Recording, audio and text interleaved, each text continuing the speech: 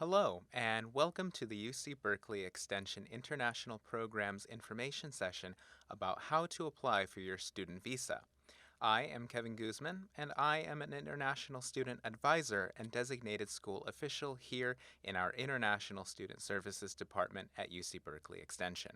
Today, I'm going to explain the process of how to obtain an F1 student visa in order to study in the United States. You may have already received or are waiting to receive your Form I-20, which will be crucial in the visa application process. If you have any questions during this presentation, go ahead and send them in. I'll do my best to answer your questions as I go through the presentation. First of all, on behalf of everyone here at UC Berkeley Extension, congratulations on being accepted into one of our programs for international students. We're excited to welcome you into our Berkeley community, and we hope you are excited to join us and learn at this leading public university. At UC Berkeley Extension, we have an entire office dedicated to supporting our students. We're there each step of the way to help, from your application process to your time in Berkeley and after your program ends. Our goal is that your Berkeley experience is positive, safe, fun, and productive. As part of our services to you, we offer advice and assistance as you go through the visa application process. That's why you're here at this information session. Some of the services we provide include ensuring that you maintain your visa status while you're in Berkeley, preparing and issuing your visa documents, and working with you and your program advisor to ensure that your stay here in Berkeley is successful. In addition to helping you with any visa questions you may have, we're also here to guide you on a variety of other issues, such as navigating American health insurance, providing resources for your housing search, and helping you adjust to American culture. These are some of the resources we provide, and we'll be offering webinars on these topics in the coming weeks, and we hope that you all will tune in for those presentations as well. If you haven't already registered for those, please check your email to find out how to register. We also have drop-in advising hours that I'll list later on in this session. To start things off, I'd like to give a brief overview of what we're going to talk about today. We'll start by going over the Form I-20 and its importance. Then we'll discuss the I-901 Sevis Fee and how it fits into the process. We will review the various steps in actually applying for your F1 visa. And lastly, we'll provide a brief overview of what you need to know when entering the United States. Once we're finished, we'll open it up for questions, so let's jump right in. All right, let's start with the Form I-20. You're probably thinking, what is it? Why is it important? How do I get it? And what do I do with it? Well, to answer these questions, let me start by saying that the Form I-20 is the document that certifies your eligibility to study in the United States. This form contains all of the relevant information regarding your program of study, including information about the school to which you have been accepted, the length of your program, and your ability to pay for the program. As a student who has been accepted into the program, you will receive this document via FedEx either at your home address or the address of your university or sponsor if applicable. Please remember that the Form I-20 is not the same as a visa, but it is still a very important document that you will need when applying for your F1 visa. Also, be sure to take care of this document for the duration of your studies in the U.S. You will need this document anytime you leave and re-enter the country. Okay, let's move on to the I-901 Sevis Fee and what it is. The I-901 Sevis Fee is a $350 fee that all international students are required to pay. This fee helps fund the Student and Exchange Visitor Program that makes it possible for international students to pursue their studies in the United States. Please remember that this fee is separate from any visa fees charged by an embassy or consulate and the school fees charged by the university. To pay for the I-901 Sevis Fee, visit fmjfee.com and use your Sevis ID number to log in and pay the fee. Keep in mind that you should pay the Sevis fee at least 3 days before your visa interview. Also, you will need to keep your receipt and bring it with you to your visa interview at a U.S. embassy. Speaking of visa interviews, let's move on to talk about how you schedule an interview and what you can expect. First, you'll want to start by locating your nearest U.S. embassy or consulate. You can do this simply by visiting usembassy.gov. Here, you'll be able to search for embassy locations in your home country, and if you click on the embassy that you would like to visit, you'll be redirected to that embassy's services. Once you've selected an embassy, scroll over to the Non-Immigrant Visa section to find out more information on how to apply for your F1 student visa. Since the websites of U.S. embassies can differ from one another, please follow the directions listed on the embassy website that you have selected. Don't be surprised if you are redirected to a third-party website such as ustraveldocs.com. Create an account by clicking on New User and follow the instructions. One thing to remember is that if you are a Canadian citizen, you are not required to go through this process since Canadian citizens are not required to obtain a student visa to study in the United States. Once you have set up your account, you'll need to complete the Form DS-160, which is as simple as following the instructions listed on the website. Answer all of the questions listed on the form to the best of your abilities. Unfortunately, the DS-160 is used for many different kinds of visa applications, so be aware that some of the questions may not be relevant to you and your purposes for coming to the U.S., so just answer these questions as best you can. I should also mention a few things to consider when completing the DS-160. First, your session will expire after 20 minutes of inactivity. You will also need to answer all of the questions in English. Please remember to have on file a digital copy of a passport photo of you. This photo will be used on your F1 visa, so be sure that the photo meets the requirements of the DS-160. Another thing to remember is to be ready to provide a U.S. address of where you will stay when you enter the U.S. Now, this does not have to be a permanent location. It can be a hotel or a family member's home if you have relatives here in the States. You will also be required to provide a contact you might have in the U.S.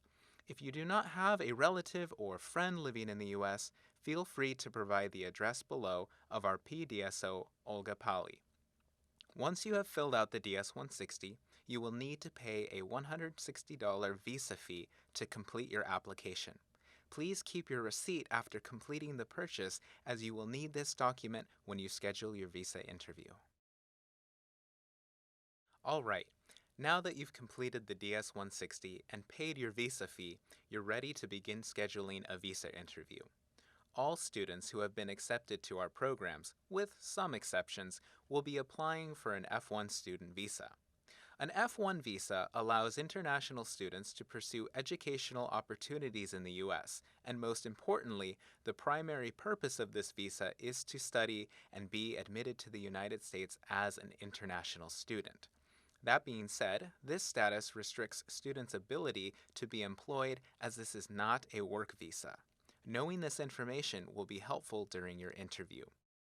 So, to initiate this process, you'll want to schedule an appointment for your visa interview at your local U.S. embassy or consulate. To do this, visit the embassy's website and schedule an appointment. When scheduling your interview, you will need the following 3 items: your passport number, your CGI reference number from your visa fee receipt, and your 10-digit barcode from the DS-160 confirmation page. As a hint, this particular number is written in red. With that settled, your last step in this visa application process is having a successful visa interview with a consular officer.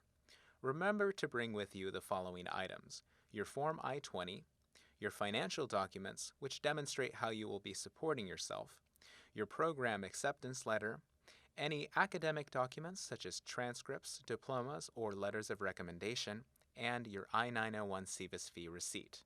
Now, it's important to present this information when the consular officer requests it, because the last thing you want to do is overwhelm the consular officer with all of these documents. One thing to note is, due to the high volume of applications, visa interviews are brief, and decisions can be made based on the first few minutes of your interactions. With that said, please be respectful and polite when speaking with the consular officer, and when you are asked questions, be concise with your responses. Keep in mind that the consular officer will ask you a variety of questions related to your purpose for visiting the U.S. Be prepared to explain what your program is and how it enhances your educational experience. You should be able to demonstrate how you will use this knowledge in your home country when your program is over. Speaking of your home country, it's important to show that you have significant ties to your country. This is because of the non-immigrant nature of the F1 visa. Students with an F1 visa must be able to demonstrate that they have no intention of immigrating to the United States, so be prepared to provide that kind of information. Additionally, remember that your main purpose is to study in the U.S. Any mention of future work plans in the U.S. could be grounds for your visa denial, so please keep your interview centered on your educational goals. And speaking of visa denials, it is possible to have your visa application denied for various reasons, and if this happens to you, please ask for documentation on why you were denied and contact us immediately so that we can assist you.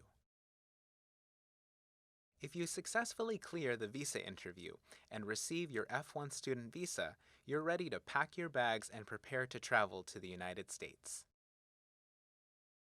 So let's finish by talking about what to expect when you reach a U.S. port of entry. Once you arrive in the United States, you will need to present yourself to a Customs and Border Protection, or CBP, officer. CBP is the agency responsible for protecting our country's borders, and the CBP officer is responsible for determining your admissibility to the United States. That being said, it is important to have all of your required documentation to ensure that your meeting with the CBP officer goes quickly and hassle-free. Please remember to keep the following items with you at all times during your travel. You will need your passport with your F1 student visa, your Form I-20, and program acceptance letter and financial documents just in case you're asked to present this information. Please be calm and respectful and don't overwhelm the CBP officer with your documentation. Only present these items as requested by the officer. Before you can be let into the country, you will be asked a series of questions such as what is the purpose of your visit and how long you will be staying. You may also be asked where you will be staying, so be prepared to answer those questions. Don't forget that your primary purpose is to study in the United States, and if you provide any reason other than that, you may be subjected to further questioning. Once the CBP officer determines your admissibility, you will receive a stamp in your passport with your admission date and class of admission. This information can be obtained on the Form I-94, which you will need to provide us once you arrive in Berkeley. So, to sum things up, be kind and courteous, and your meeting with CBP will be the last hurdle on your journey to California and your studies here at UC Berkeley. Thanks so much for your time, and I hope you all learned some valuable information on how to apply for a visa. Thank you for submitting your questions, many of which we've been able to answer during the presentation. Here are a few more that have come in. Here's a good question we often receive. How long does it take to receive an F1 visa?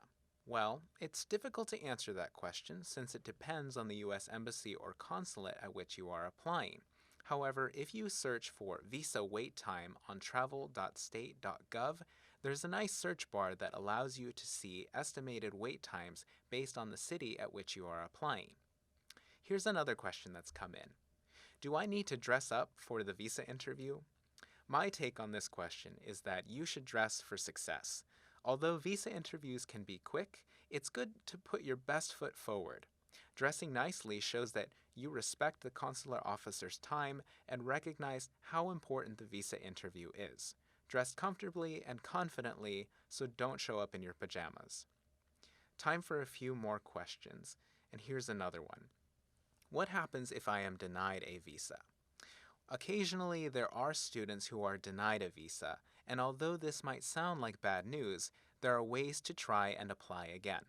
Like I mentioned in the presentation, remember to obtain documentation on why you were denied. Sometimes, students just need to provide more information about their program of study. If you receive a denial, please let our International Student Services team know, and we will try our best to assist you. Here's a great question. What happens if I forget a document when I travel to the United States?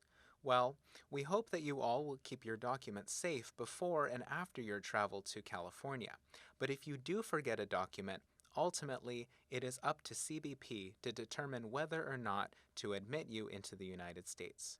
Usually, the CBP officer will issue you a Form I-515A that allows you to temporarily enter the United States for up to 30 days. If this happens to you, you must immediately come to our office so that we can assist you in mailing your missing documents within those 30 days. This is a very serious matter, so please remember to bring all of your documents. All right, time for one last question. What happens to my Form I-20 after I complete my program? This is a fantastic question. Please remember that it is your responsibility to keep your Form I-20 safe for the duration of your studies. That being said, it's also important to make sure to hold on to all copies of your Form I-20 even after you complete your program.